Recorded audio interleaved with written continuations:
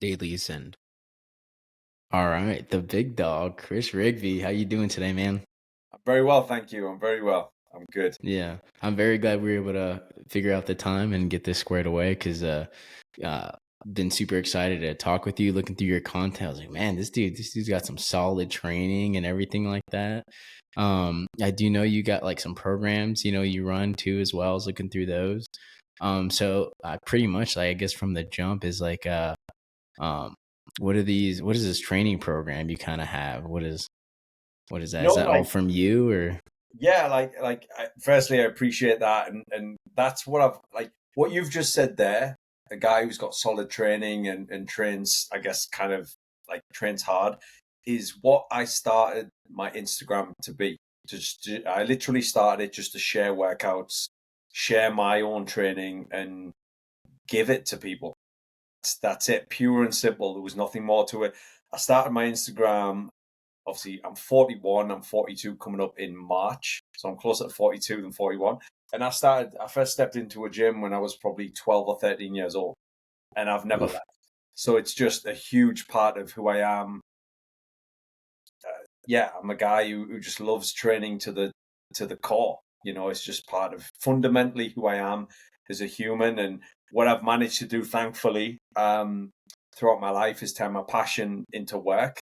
And that's come in various different formats on different elements and different parts of the industry, which we'll go into. But my training now is just a combination of everything that I've loved and I combine it. And I don't think there's one right method, there's not one wrong method, Hmm. just training. And if you love to train, just train.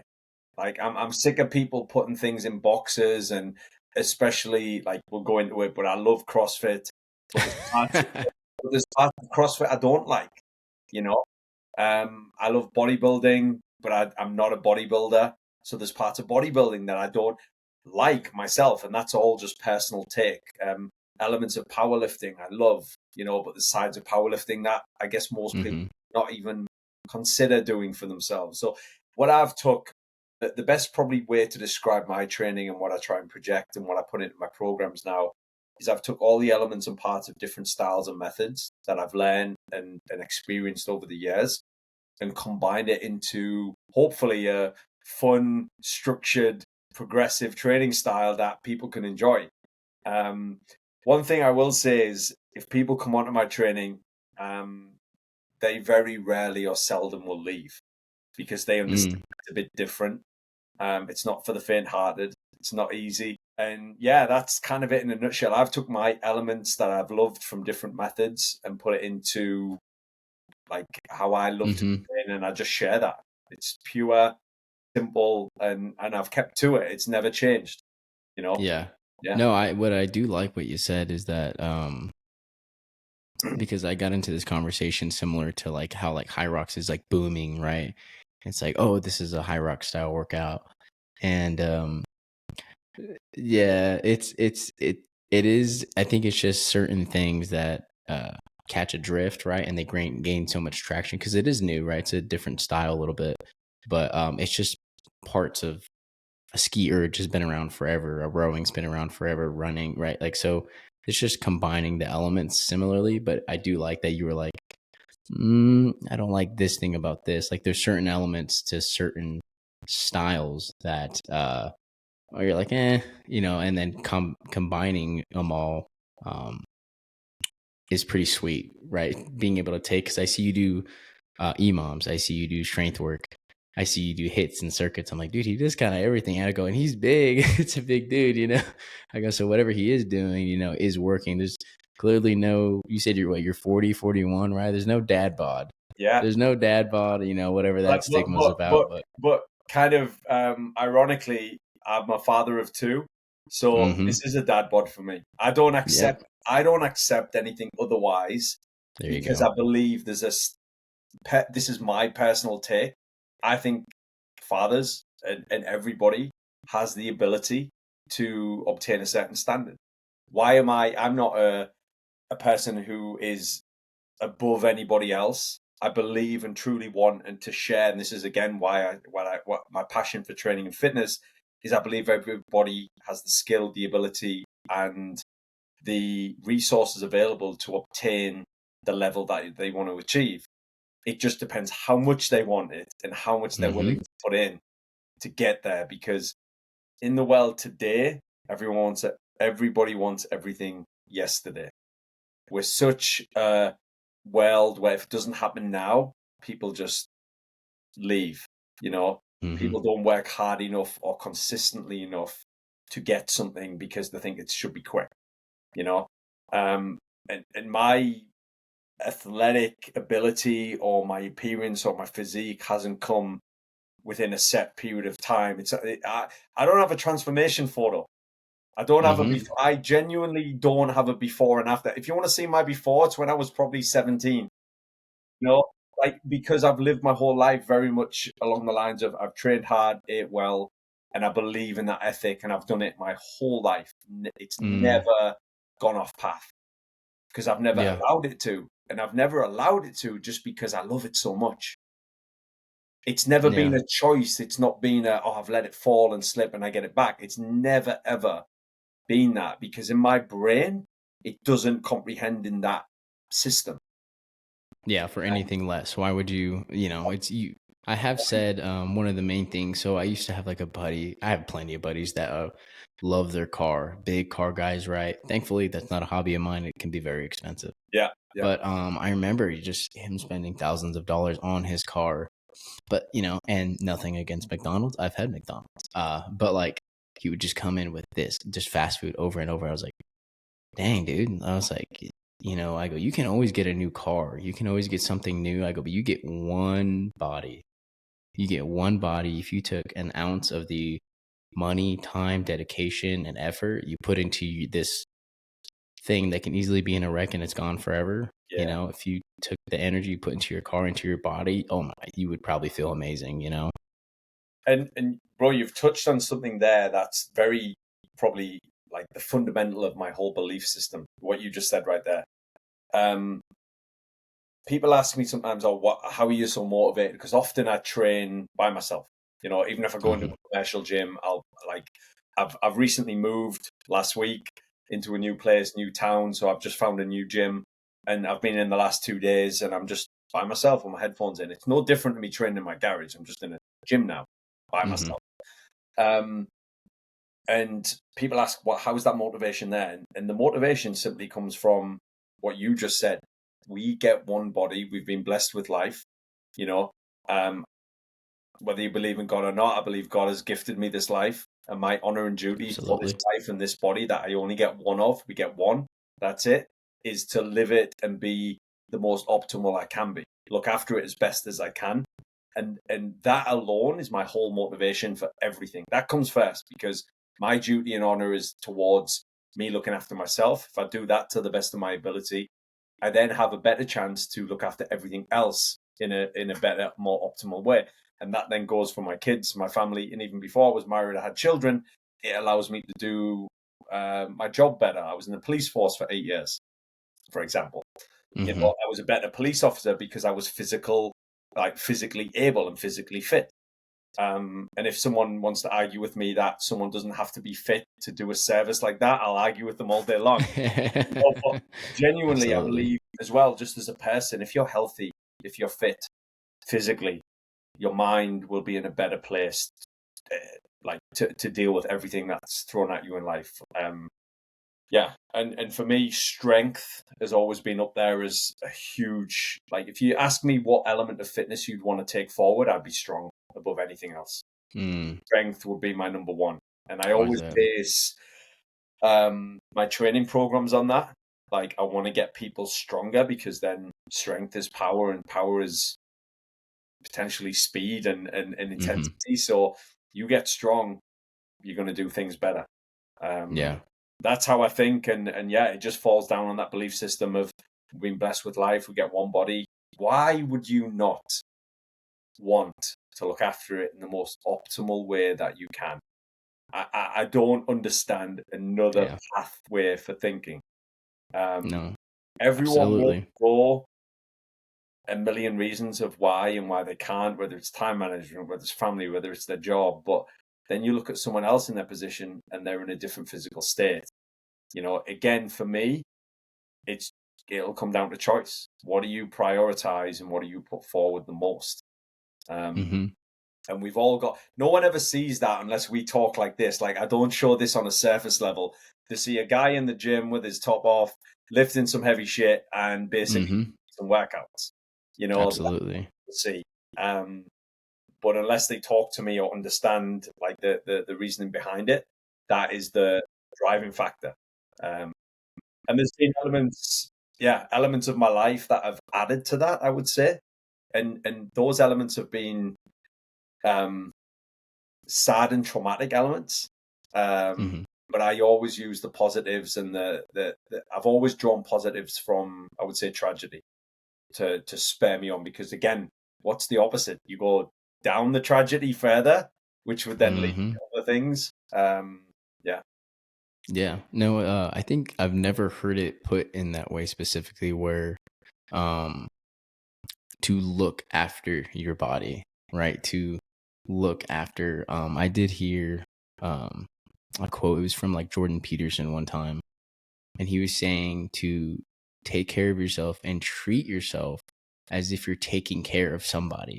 Like, right, like you take care of your kid. It's like, well, I'm going to create a great atmosphere for you, so that way you have the most optimal opportunities to where you feel good, you look good, and you are being fed the proper things. But I think from what I've seen, people will put themselves on the back end just because they get those little voices of like, who cares? Or I don't want to, I'm too late, I'm tired, I'm, blah, blah, blah. It's easier to do it to yourself, but you would never think to do that to your kid. Yeah. And that topic itself is huge. If you're performing at your highest level, whatever that is at a given moment, which will always be dynamic and will always change in life given different factors. I think you're going to serve other people better, and it is a selfishness. Like, you have to be selfish to look after yourself, but I believe it's a self-righteous, um, like prophecy or kind of belief system, because again, what's the other option? Not look after myself, not feel my best, not be my happiest, not be my strongest. And then I'm only going to not serve other people as well as I could. So if I Mm-hmm. make myself as good as I can be at that given moment in time, I am surely going to serve and be there better for other people. Like Yep. like it can go so deep, but like, I've got two children. My daughter's 16 and my son is 6. And Okay. my son is, the things, what I've done and my habits and my actions, I've never forced any upon him, ever, right? He does what I do because he sees it. There it And is. that in itself, oh my God, when there's moments, there is certain moments where he's done something or he'll say a sentence and he'll also correct me of what I would do. Is Really? it's so like, man, that is like pure love in a moment, right? Because Mm-hmm. you realize you've passed something on to your child. He's telling you without knowing that I've passed this on to him, and it's like a wow moment. It's Mm-hmm. so deep where you then go, okay, like, children see everything. Whether you want them to see it or not, they see everything. Parents with bad habits, whether it's drinking, smoking, staying up late, arguing, fighting, being negative all the time, I would say they're bad habits, right? To excess. Absolutely.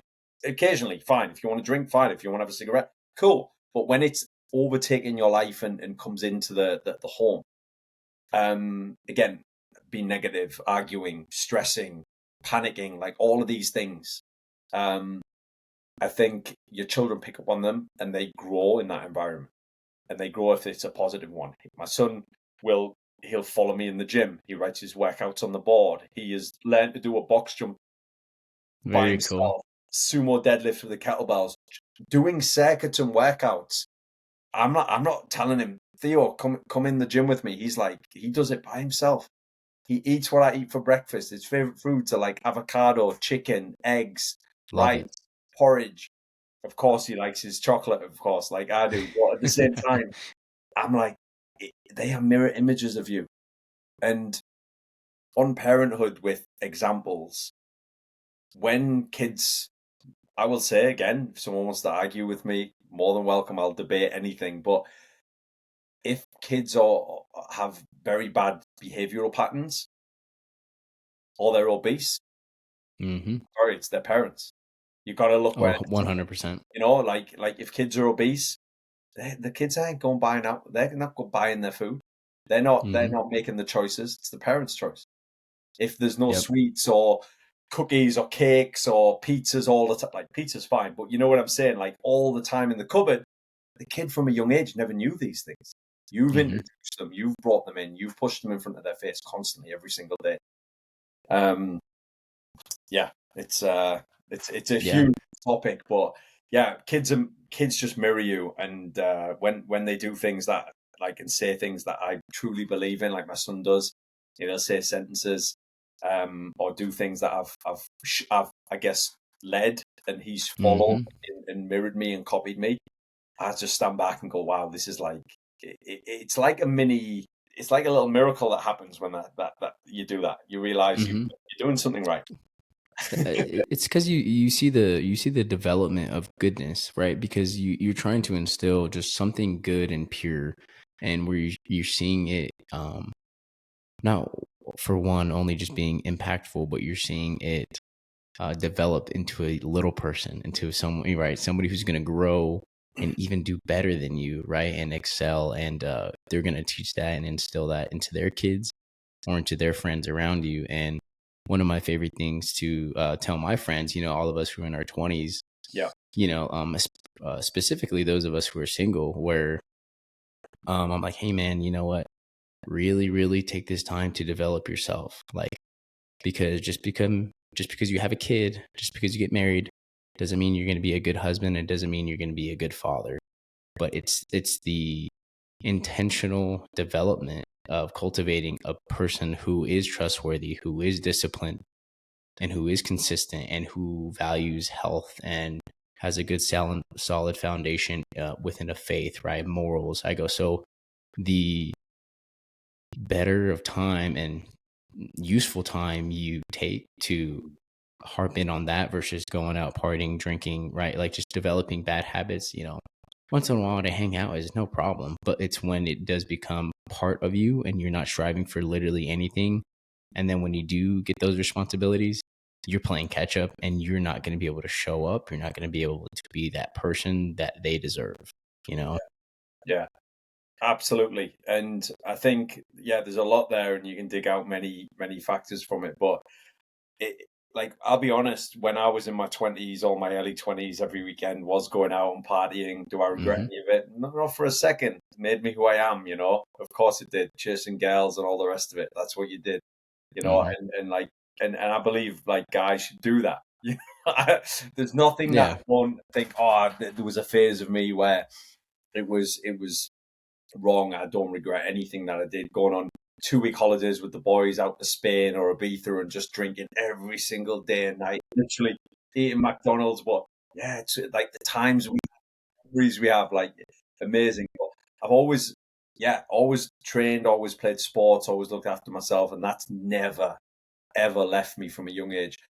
Thankfully, I've got my parents to thank for that. We've got, my granddad had a farm and a wood yard, so we kind of grew up on the land, baling the Very hay, cool. fixing the fences. My mum's still got horses, so we still look after those, and all of that kind of hard work, I guess. And me seeing my mum where she grew up in a small village, I'll be honest, she was like one of eight, and they didn't have very much at all. Mm. Um, Growing up, she always tells me she got apples and oranges for Christmas, and some, yeah, like in the 50s and the 60s. Oh But yeah. yeah, like that set an ethic in me that I didn't know at the time, like, and I didn't know probably through my teens, but it was coming like through the 20s where you kind of can reflect, okay, who am I and where has this come from? And still to this day, that's where it's come from.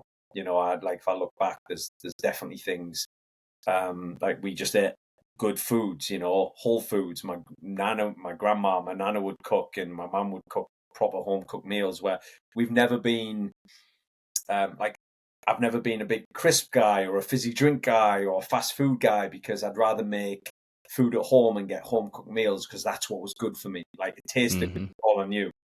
And even through, all my 20s and 30s, never changed. Okay. Like, Yeah. what's your favorite meal? It will be, honestly, jack potato, steak, and broccoli. That's what I would Oh make. man, that's it. I'm on board with that, man. Absolutely. Yeah, it wouldn't be like, oh, a takeaway from here or a fast food. That's what it would be, because that Yeah. needs the goodness.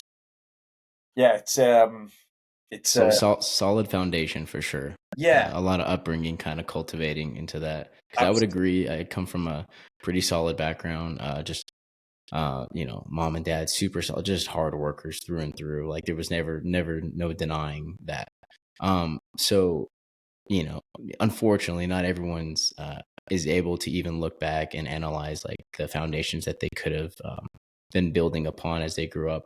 What would you say, like, to recommend to somebody who might not have had the most structured upbringing, and stuff like that? Like, how would somebody sort of get onto the quote unquote right path when it comes to locking in on training and locking in on, like, kind of some diet and stuff like that? Do you believe, because you train alone, I train alone, but I only because I think we've developed the strength, for doing it for so long to where we hold ourselves accountable. Do you think they should start off, with a partner at a gym? I What do think you think if you had to? I think from an early age, from an early age, I would start when I was probably like 17, 18, got a car and could go to the gym, and we joined like the first kind of commercial gym. I really realized pretty early on that I would always try and go to the gym with a friend. We'd go and train with a few friends, but often they would let me down. The times didn't change, or they're 30 minutes Yeah. late, or they didn't show up. And I got sick of that, like, quite early on. So I'm like, guys, Mm. I'm going to the gym at 10, or whatever it is. If you come in, you come in. If you're not, I'll see you later. Because I think, to kind of trying to answer your question, what you asked, like try and get people on the right path if they haven't had a structured upbringing, it's quite a hard one. But I think there's got to be a self-awareness there of that person to kind of say, okay, regardless of what's happened before, what do I want and what do I need to go forward with? And they have to be Okay. aware of that to make a choice to then dial in on what they want to go forward with. The other option, again, is you just continue on the unstructured, unwavering, unknowing path to try and figure it out. It might take people 5 years or 6 years, and they'll finally jump on it where something happens and it clicks. And often in Mm. life, these things are traumatic events where, like in life, big life changing events. And that's when people make the change when they could have changed before. Like, it's sad, like, I'll go into it, but this wasn't it was a life changing moment, but my values were already instilled before this. This just elevated it to another level. But when I Hmm. was 18 years old, I was in a car crash with my best friend. And there was three of us in the car, me and my other friend, and Scott, who was driving. Long story short, he crashed the car and he died in that crash. Mm. Me and my other friend walked away Man. with next to like a few scratches and scrapes. It was like, Wow. I had, up until I was probably 35, I didn't fully acknowledge like the survivor's guilt that I probably held for a long, long, long, long time. And it was only when I kind of went really deep into it that I could understand it a bit more. That at 18 just reinforced the value of life, that anything can happen. It just made me more, okay, if there's opportunities in life, you should take them. I always drew and always have drawn that positive from that bad experience. Because again, what's the other option? You draw the negatives constantly, Hmm. which people do, you know. But yeah, that happened to me at 18. That was a big life changing moment of awareness, Absolutely. Yeah. just value, like understanding, like how I didn't understand it. I always used to say, like, why didn't all three of us break our legs? Why is it being passed? But then I look and think, again, I believe in God. So I'm like, well, God needed him at that point. Like, he was not meant for this earth any longer. He did what he needed to do. And he lives Hmm. with me every day, and Absolutely. now it's like 23 3 years ago that happened, which is insane. Wow. When I talk about it like this, it upsets me, but it also makes me happy because I can bring them alive again through my thoughts and my feelings. So that's my positive of always. All my tattoo on my right arm is dedicated to, on my left arm, is all dedicated to him and my process through that. It yeah. And then when I was 2013, I can't remember how old I was 28 or 29. My Hmm. dad passed away. It was quick. He got a type of blood cancer, non-Hodgkin's lymphoma. Mm. And yeah, it was just over a year, and it took him. But there was no cure to it. He did have therapy and stuff, um, but my dad was 70 years old, healthy, fit. I couldn't tell you a day in my life that my dad was sick.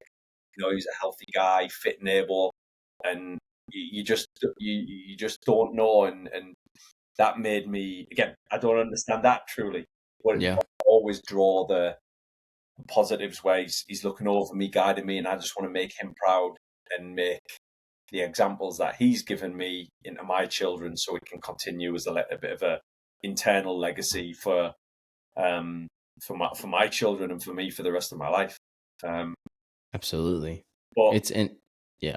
just to go on what you were saying, like a lot of people will make health decisions based on things like if a parent had passed away from something, or if a friend had passed away from something, where they might be on the same path, and they're like, oh shit, I need to make some changes so it doesn't happen to me. And it's unfortunate that it takes something like this. It's kind of like a silly that like a metaphor. You could be like, oh, someone's going to break into my garage, I should put a padlock on. And then all of a sudden, the only time you put a padlock on is after it's broken into. You know, like Yeah. Yeah. it's like that, where instead of trying to be just reactive with something, and your health is one of the Mm. most reactive things you can be with, a lot of people are, why not be proactive? Why not enjoy the journey and the process and prevent? And then we could open the doors on the whole of society and the government and health systems, where everything gets treated with like band-aids instead of the root cause, you know, where it's all Yeah. profit and money. And obviously I know in the States it's more of an epidemic with prescription drugs than it It's is a lot. totally different. But yeah, it's madness. Even our own health system in the UK, if you're like massively obese, instead of well, you know what they'll do now? They'll just give you a jab, you know, like Hmm. jab. That's their treatment now. It could help, but it's not going to really fix the problem. No, no, that's a lifestyle change, right? Yeah, That's a whole and thing. no one looks at that. They just want to address what they can see, fix what they can see, but never get any deeper. And it's just this, yeah, This unhealthy. monotonous of non-changing, Yeah, right?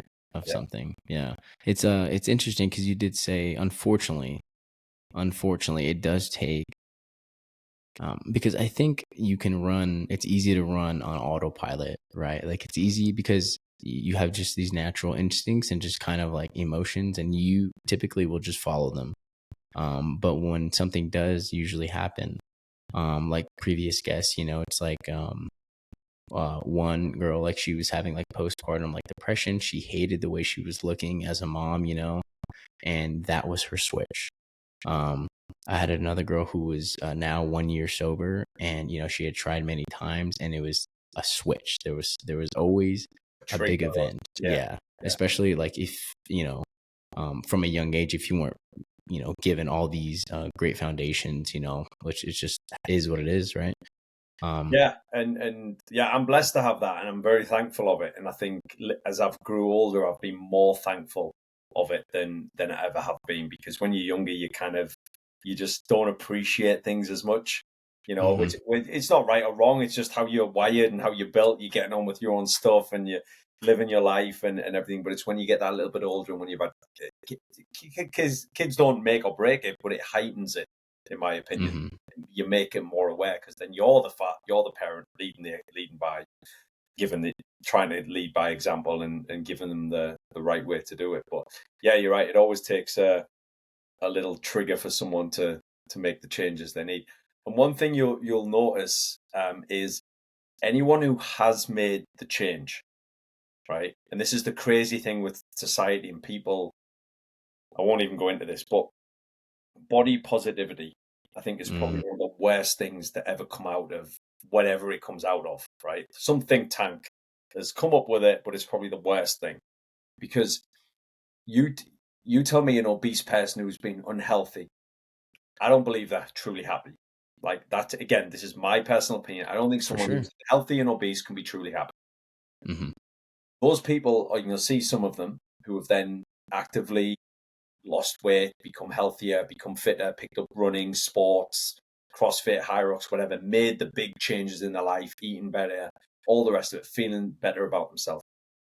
You ask anyone who's made the change, would they go back? The answer, I can probably say 100% will be absolutely not.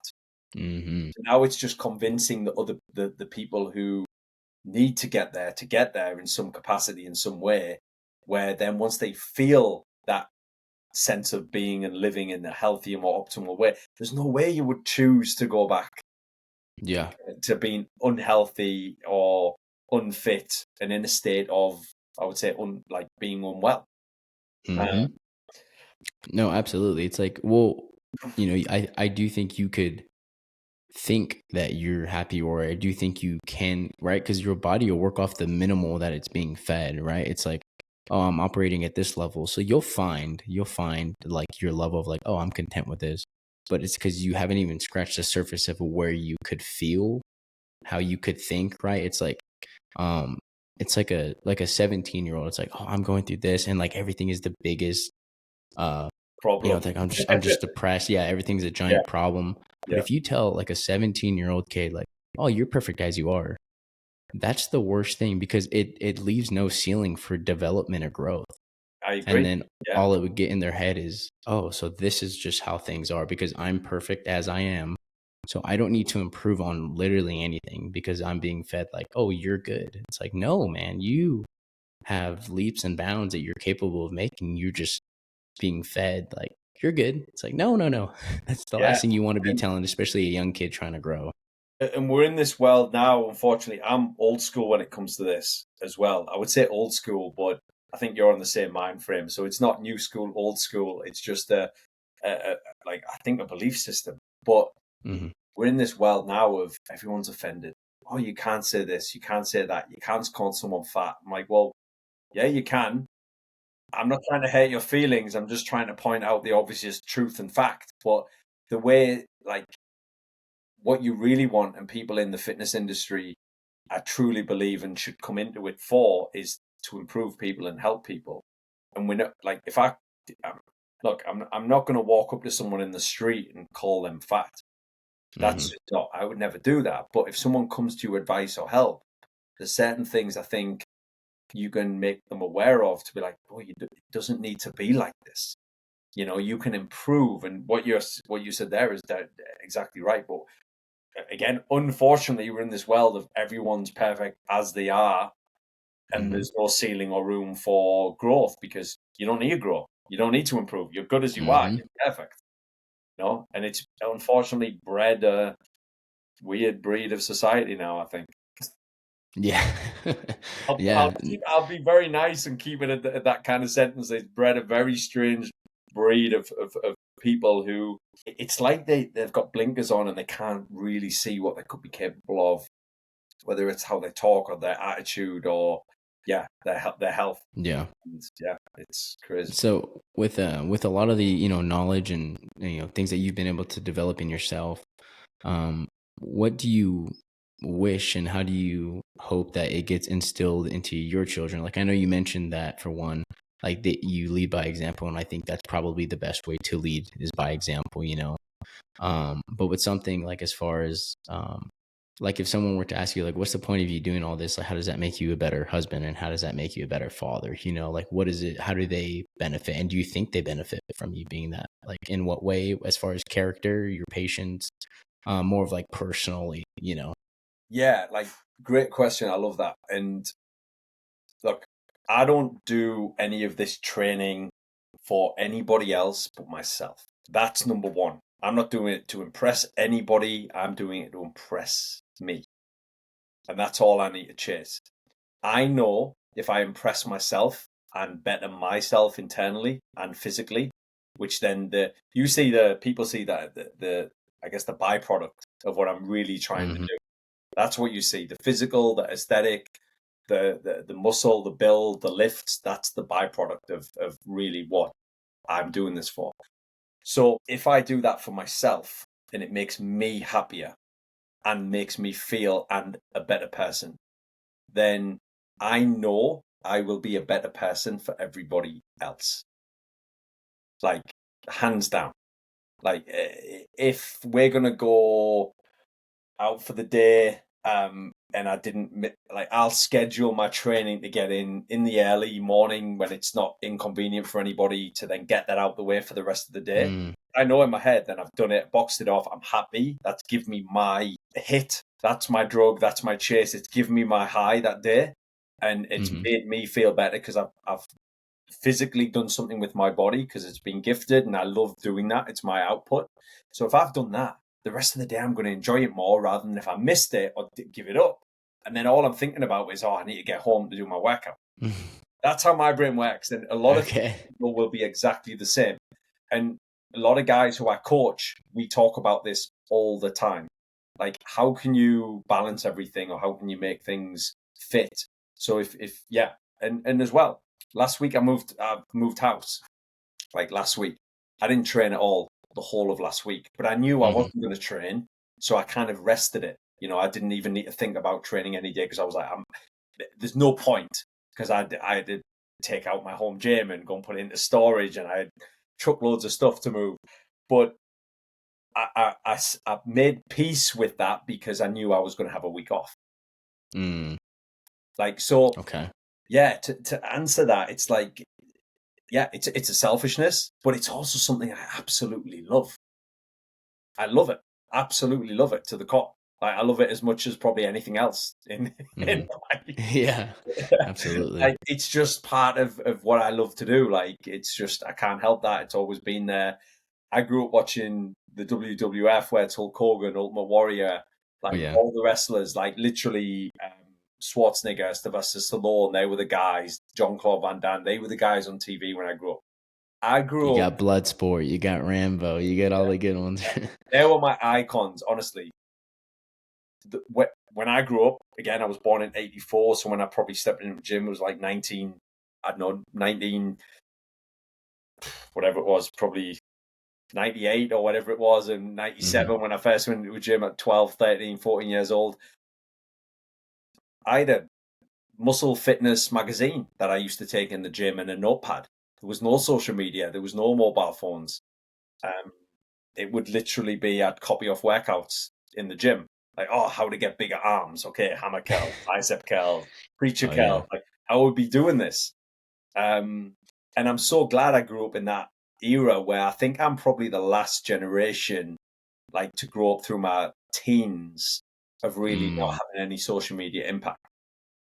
Yeah, because it's big. There's no not it's here to stay for sure. Exactly. Yeah, yeah. So I think Facebook came out when I was, I think it was 98 or 99 when it kind of first, but really mainstream. It was like late, like 2000s and stuff. And I was, at college. So it was, all through our school years didn't exist. There was no, Mm-hmm. um, and I've seen as well the impact. My daughter's 16, the impact that I had on her relationships, all the problems it would cause. You know, over the last 5, 6 years, have I grown up through school, having a phone, Snapchat, obviously WhatsApp groups. What else Yeah. would they use? Like, all like it's a Would you just say shit. it's just too much of Oh, nothing? yeah, it's so much, and then it gives people false perceptions of life and how everything is because everything's polished and perfect, and then Mm, they want to live up to that, and it causes issues. Yeah, absolutely. the fundamentals are. I just fucking love training, and it makes me a better Absolutely. person. So if it makes me better, makes me feel better, Yeah. it works. It's worked always. Yeah. Thing is, as well, if I'm happy, if I'm super happy, I'll train. If I'm super Mm, sad, I'll train. You know, if I'm just average or can't be bothered, I'll still train. Training is genuinely my therapy. It'll never leave me. It never goes anywhere. It's my thing to connect to personally, just me, and I've done that my whole life. Mm. So it's your partner that never goes away with you throughout everything, and that's just been Absolutely. involvement. So there's a big, deep level of why I train, and again, this will only grow for the next number of years. But yeah, it's just love it. Yeah, absolutely. Just love it. So, yeah. So, for your love of training and how embedded it kind of is just in you as a person and even in your family, where would That's it. you? It's not massively in my family. Even my cousins or uncles or anything. Nothing's. No, I mean just your family unit. Yeah, Just yeah, in our yeah, family unit, yeah. My wife yeah. doesn't really train very often. She'll go to yoga every now and then, but she's nothing like me. She's kind of the opposite. It's crazy. Maybe But that's good, right? It seems like you yeah, take. it is. It is. It is. I'll be totally honest. I think I've told my wife this, so I don't mind saying it. I remember like dating a girl, obviously before I met her. I've been married. It'll be 10 years in January. Awesome. But we've been together 11 years, and there was a girl I dated a while before her, and she was heavily into training and fitness. She was a personal trainer. It was too much for me. I was like, this is my thing. It was like, this is my thing. Like, hats off to the couples who are like power fitness couples and all the rest of it. But it was just, I was like, I don't like this. This is too Yeah. much. which Yeah. doesn't really make sense on paper. But for me, I was like, I just want a girl to just do her own little thing, go to like, look, if my wife wants to train every day and comes to the gym, it's absolutely fine. But it was just For sure. the hardcoreness of it was just too much for me to have Yeah. two people together with it. So I didn't Well, like it. yeah. Well, because then there's one person doing something hardcore, there's another person doing something hardcore, and then you're trying to balance it out. It's like, man, yeah, there would be some disconnect, right? So you're pulling this way, pulling this way. So it's like there does have to be some fluidity here. There's got to be some Yeah. movement where And I it think you equals do out. like kind of not even realizing. I think you do see that in a lot of, for example, like a lot of couples. Hmm. Like either the husband or the wife or the girlfriend or boyfriend will just be lesser No, addicted to that. Whatever, absolutely. even business. You see it like if a guy's like got $1 million companies, he's like this, but the wife will be nice housewife. She likes to bake a cake, which again is amazing. Cool. Yeah. That's what he wants, though. Yeah. You know what I'm Exactly. saying? There you Like, go. Yeah. that like that he doesn't want another businesswoman chasing what he's chasing. He wants he wants the opposite. Yeah, well, because I imagine he has it all day long of that intensity and that structure, and then he comes home to that there. Yeah, Yeah, I would get and stressed out just over thinking about it. yeah, and even me, if I was, because I've ran 2 CrossFit gyms and had a CrossFit gym myself and had another gym over the years, and once I left the gym and kind of came home, I didn't chat about anything. Like, of course, if Mm, problems come up, you chat about different things, of course, but genuine, like the training environment and talking about programming, lifting, this, that, the other. My wife doesn't care. She just cares about us being all good. about you. Yeah. Yeah. So she doesn't need to lift, know what 3-rep power clean I hit today, or a PR clean and jerk, or a time on Fran. She don't give a does not care anything. She's more bothered are the towels folded up. There you go. There you go. But it does. It adds that balance where I wouldn't have to come home or be in that environment where you're talking about consistently all the time. Where, no talk would be around the training or whatever. Yeah. Yeah, That's interesting. I didn't even really piece that together yeah, because, yeah. like I said, even the other people I spoke to, like Brandon, Hmm. we mentioned Brandon, great podcast with that one. But he's just a stud as well, just constantly grinding, owning companies, running programs. And then, his wife's just kind of chilling. She does her own thing, but just not to that intensity. Same thing with Delaney. She's just CrossFit event after CrossFit event, just competing. And her husband she goes, he's just the most solid support system, right? I'm Yeah, like, yeah. I'm starting to realize, I'm like, you know what? Okay, there is one who's, just on foot on the gas constantly, and that's good support system behind them, right? While they're maintaining their goals and stuff. And that's it. And you'll see it across the board, whether it's athletes, whether it's, you won't see many, I'll say athletes in general, but or top athletes or whatever.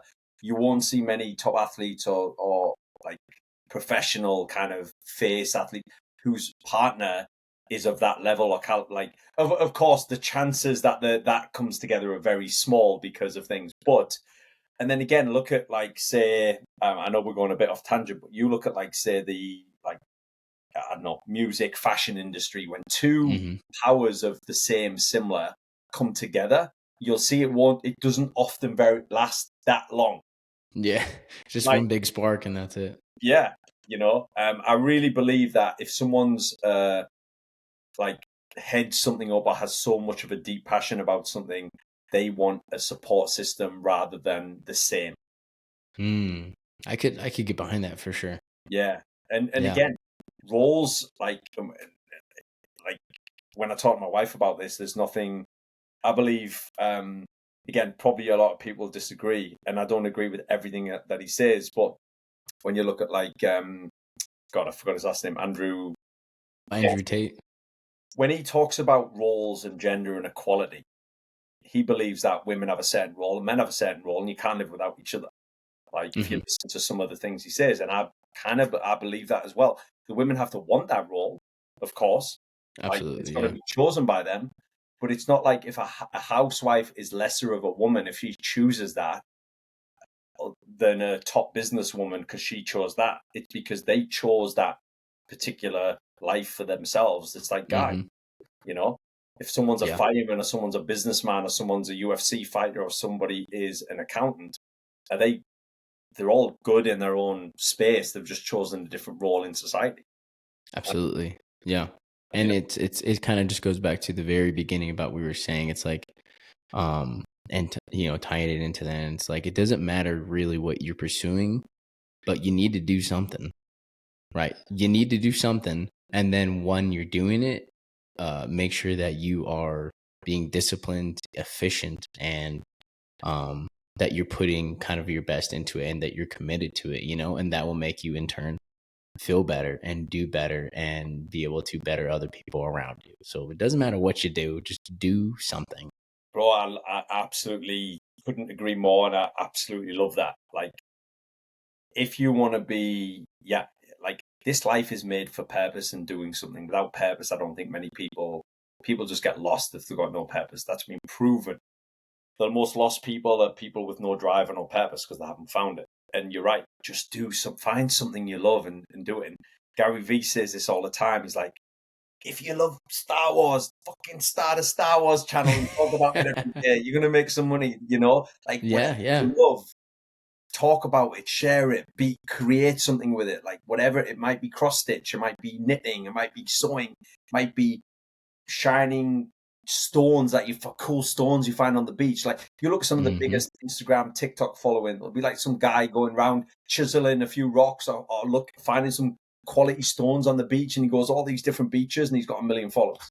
Yeah, I love the one where he finds a big stone and he cooks and he's like, just like with the crazy view in the background with waterfall. And I'm watching this just like at 10 p.m. I'm like, man, this is so cool. And if you look, and when people especially now in this world, if people get to that status and they've grown a big following, then the brand deals come in, then they're making like loads of cash. No one knows. It's just a guy sitting with a stone, Doing nothing. and he's got camping deals, he's got like giving camper vans and tents and walking stuff, and then he's got all this free stuff, and then he's Yeah. making thousands each month because he likes stones on the beach. Just do something. Yeah, do something. I love that. I absolutely, what? I love that. Just do something. Yeah. And I think the beauty of life as well is it can change. That doing something can, and it should change. I think it should be dynamic with who you grow as a person. Like, yeah, at 21, I joined the police, and what happened to me at 18, with the car crash, the police didn't deal with that incident with me very well. So just their interaction with us, like as young kids, and they made us feel like I'd done something wrong when these tragedies happened. So I was like really pissed off and annoyed of how the police handled it. And I said to myself then, if I was in the police, I wouldn't handle it like this. I would do something different. So that was one of my biggest driving forces for joining the police force. And I joined at 21. I joined the police force in the UK, and I was like one of the second youngest person ever to join their police force in their history. And I was in for 8 years. And I left because I realized it was a broken system that just goes round and round, and police officers are just a number and they don't really care about you. That's how I felt. So I quit. But I give that period of my life completely to being a police officer. I loved it. It's funny. One of the best days of my life was when I joined. One of the other best days of my life was when I handed my resignation in and quit. Which is insane. Uh-huh. But yeah, I learned a lot, seen a lot, obviously in the police, and those life skills I learned and the situations that I was in and what I was exposed to, the other side of society that no one will ever see, ever, unless you're in an emergency service, has made me more of who I am today to view life and society and things that go on in a different way, because I've got a bit of insight. Absolutely. Yeah. So yeah.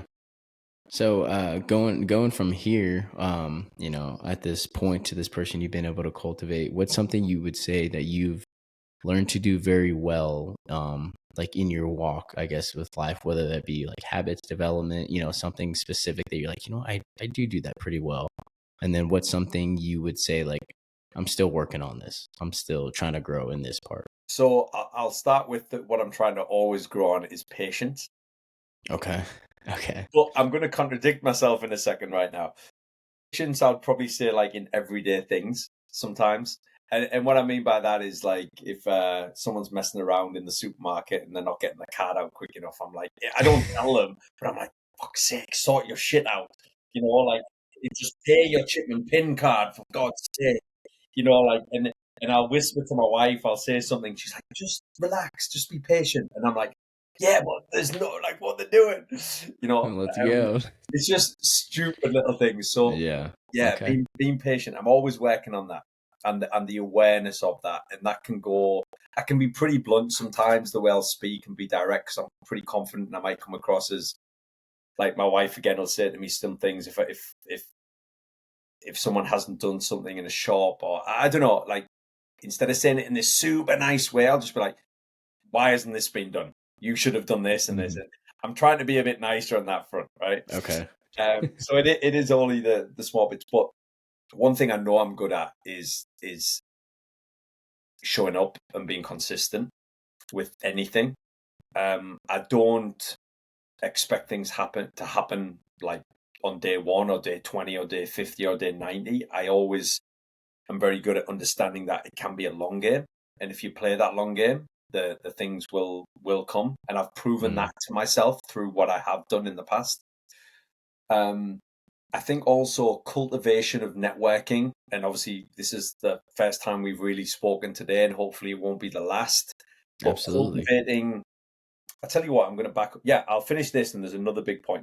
But cultivating relationships and networking, there's two sides to networking. One, of course, is like a self-benefit side. So if you can help me, or I can help you in some way. This doesn't make our relationship fake, but we might be able to help each other in the future, and we might only have spoken because you think it might be transactional. That's the first element of a networking or relationship, I always think. Usually, yeah. Right. And that's human nature, I think. Like, so yeah, if someone meets someone, there's always a brain thought, like a thought thinking, how can this person help me or benefit? Right. It's just human nature, I think, to think like that. It's not bad. The second part of that is then creating a deeper relationship where you can then start understanding people and sharing experiences. Then it becomes way more than that surface level where you as a person benefit the other person with energy, with experiences, with exchanges of information. And then it becomes that's a friendship and a good, solid relationship. And I think what I've always done and understood, again, through experience, is if I meet somebody and show goodness and you develop that relationship, I always believe it could be 3 months now, it could be a year, it could be 3 years in the future. Something could happen because of what you've done in that present moment to develop that relationship. Again, it sounds very transactional and it sounds like you're just trying to meet people on network for a benefit. But I think all relationships are like that. Like even your closest, like with your wife. There's a give and take with Of something. course there is, yeah. And I definitely think there's a huge part of it. So it's definitely something that I've been good at to do that, and I would say becoming aware of developing relationships and not expecting them to happen, proactively speaking, coming on podcasts, reaching out to people. Like about, I don't know, 18 months ago, I just reached out to Brandon, then we did a couple, just ran. I've been following him for a while. He followed me.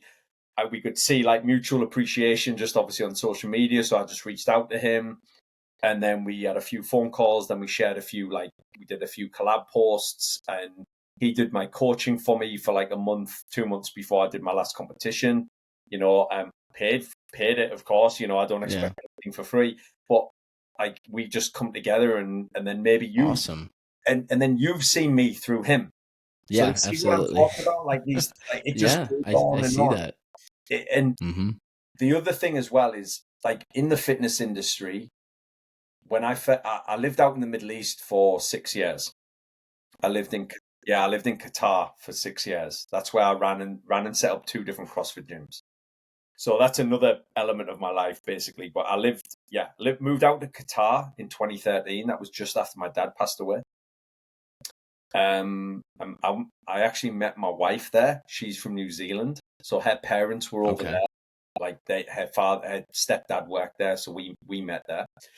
And when I moved back to the UK, I had like 1,000 followers on my Instagram.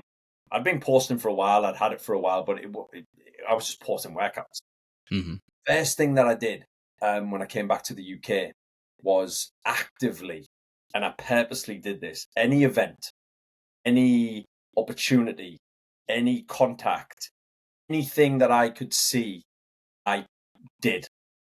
Yeah.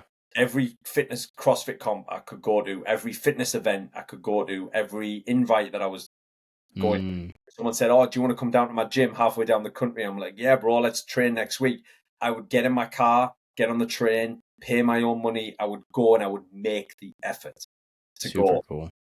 What that did for me was create a number of people that knew me, that I interacted with, that could see how I trained. Then that's how my Instagram that's how my Instagram grew. I went to fitness events, and some people asked me the question of like, look, my following isn't huge compared to some, but that's how I grew my following, because I actively, purposely, and proactively went to so many events as much as I could. Yeah.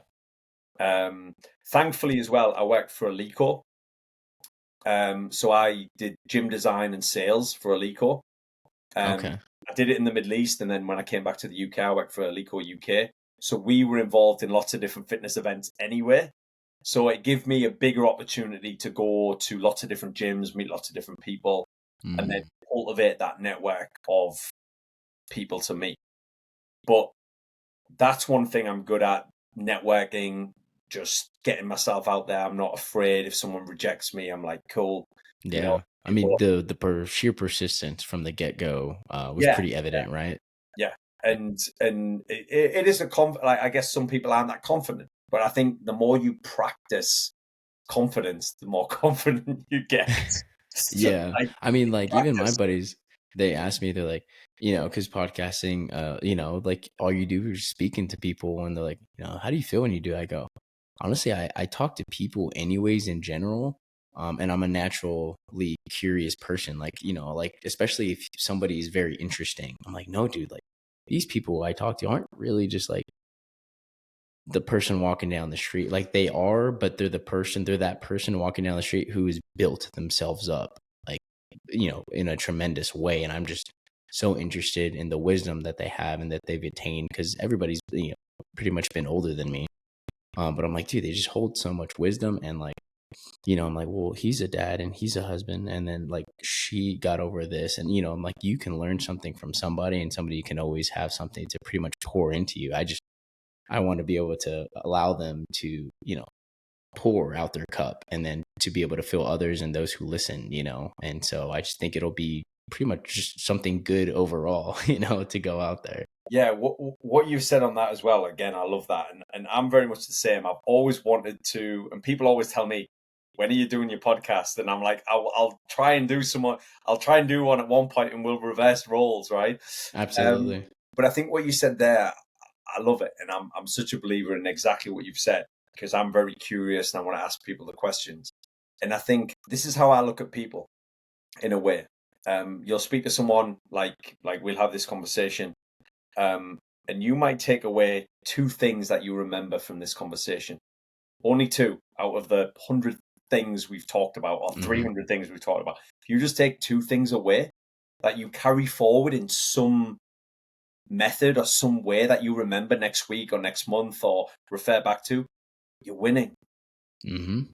Like, and if you Absolutely. do that 100 times, then you're taking away something of wisdom or value from 100 different people, and then it becomes that's who you start to become. And like something you've just said there, like, I'm going to take this away. Something that you've said there is just do something.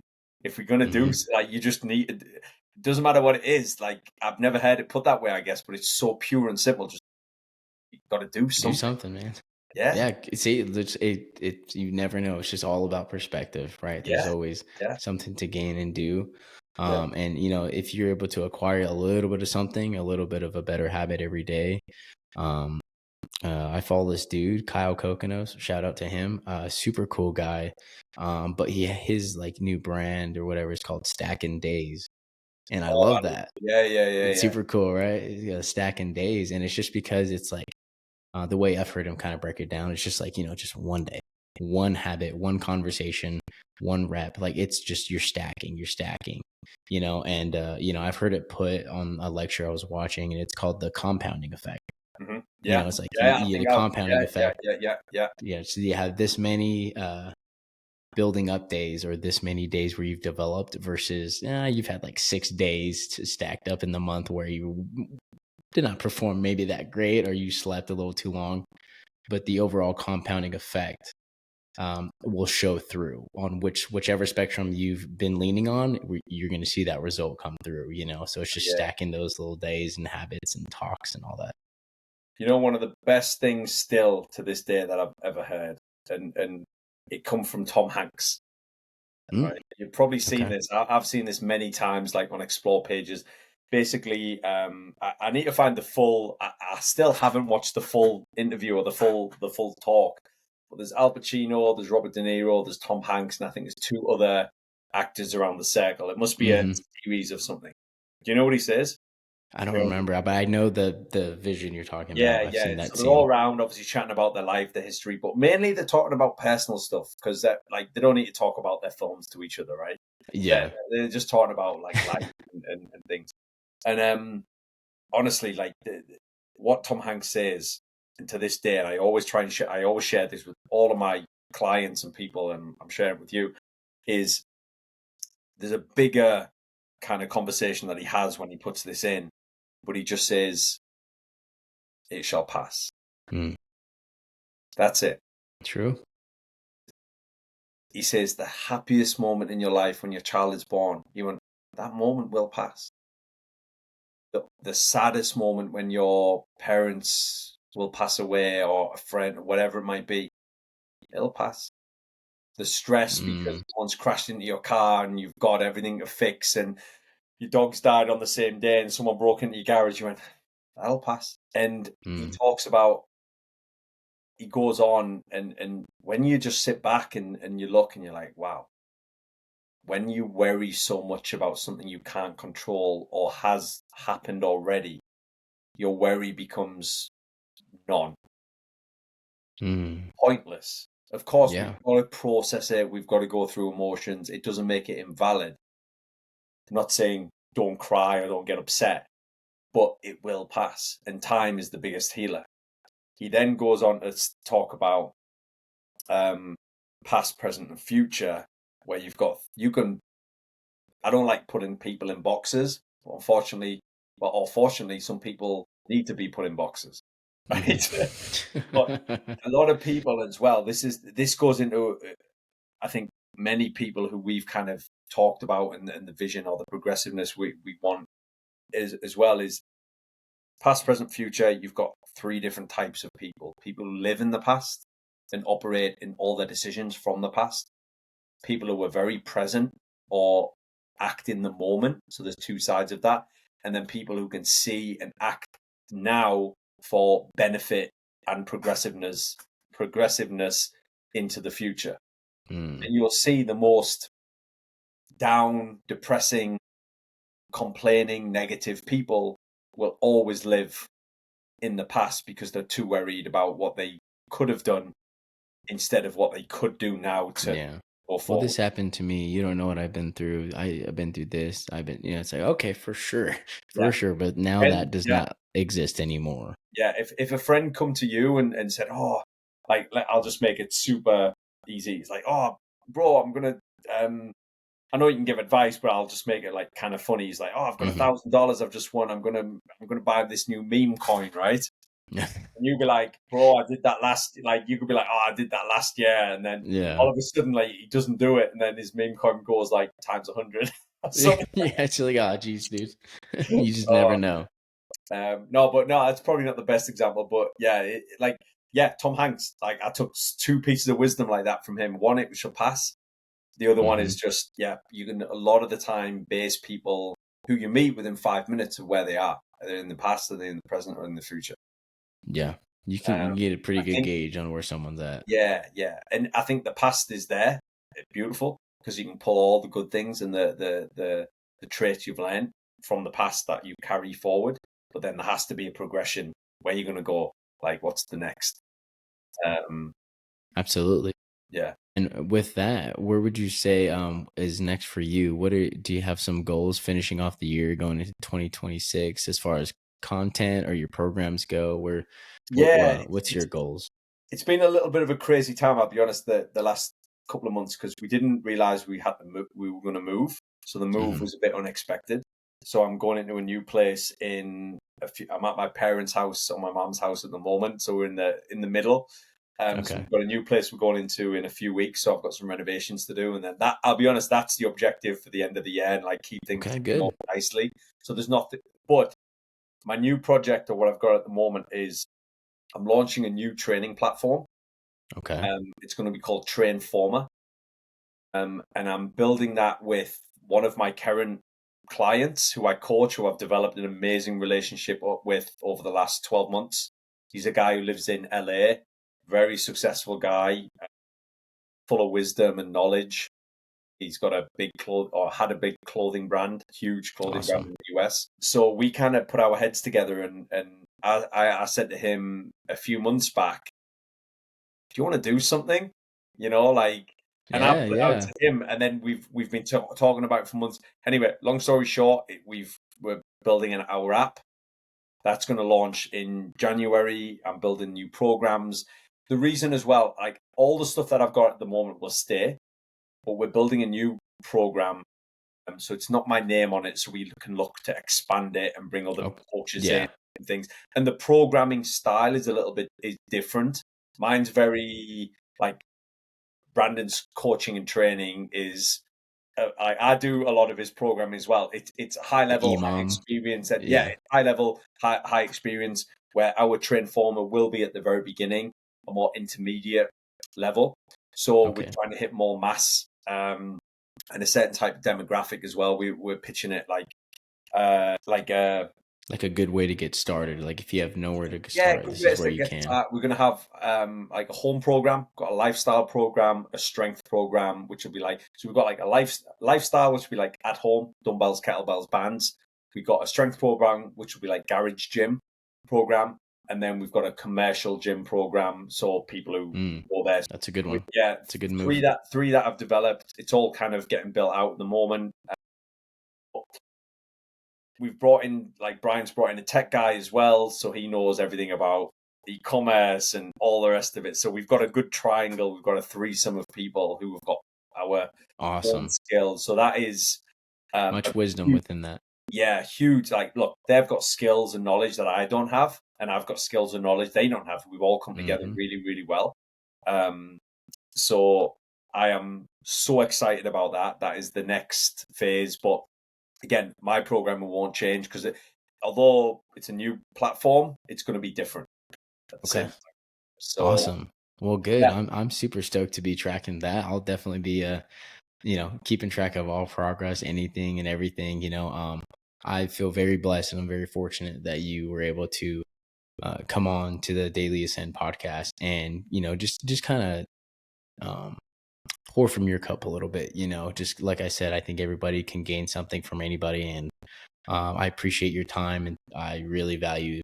And I really appreciate. I can see that you're very genuine when it comes to your content, and for one, like confident in the message you're getting out to where it's like there's no settling. You can be far greater than what you think, right? You just aren't allowing yourself, right? And I think that the podcast is the deeper way, and that's pretty much what I wanted to do, is to be able to see behind, because you can't really get past social media. It's very hard. So these formats are significantly more when it comes to getting into the mind and the heart and the soul behind somebody. And yeah, I feel very fortunate, and I look forward to seeing your progress from here on. I'm super stoked about it, man.